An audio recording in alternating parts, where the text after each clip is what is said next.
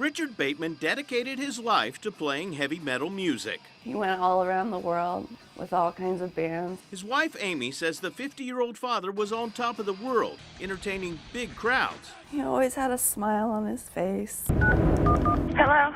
Yes, ma'am. Tampa Fire Rescue. Tell me exactly what happened, please. But all that came crashing down September 5th when he collapsed in his living room. The operator instructed me on how to do CPR.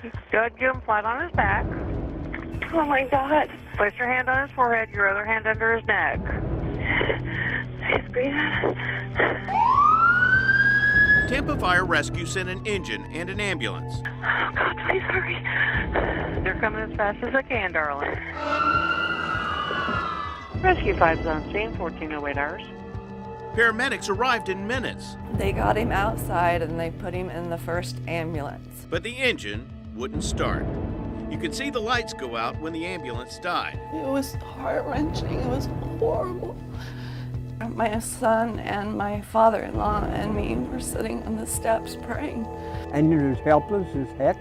You can't do anything about it. We need another rescue immediately. We have a non-breather and the rescue is broken down. No, they never told me that they were calling for a second ambulance. So you didn't know what was going on? I had no idea what was going on. The second ambulance arrived nearly 40 minutes after the first 911 call. The ride to the hospital took 11 minutes. Moments later, Richard was pronounced dead of a heart attack. And if that first ambulance wouldn't have died, he might not have died. When the I-Team learned that ambulance Unit 7734 had a broken alternator, we asked to speak to the chief. I speak for the chief. But Tampa Fire Rescue spokesman Jason Penny denied that request and defended the breakdown as unavoidable. The issue that one had specifically was an alternator, and that's something you really can't plan for. But records obtained by the I-Team show that ambulance was more than 3 weeks overdue for preventive maintenance on the same day Richard died. And over the past 2 years, that ambulance was sent to the repair shop 16 times for steering, brakes, and oil leak problems, racking up nearly $28,000 in repair and maintenance bills. Should anyone be at all concerned if they're having the heart attack or they're having the stroke about who comes to respond to that emergency? They shouldn't, because we have multiple, that's not the only rescue that we have.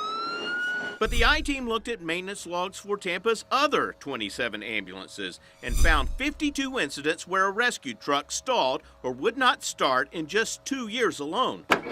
Problems ranged from bad batteries to faulty alternators.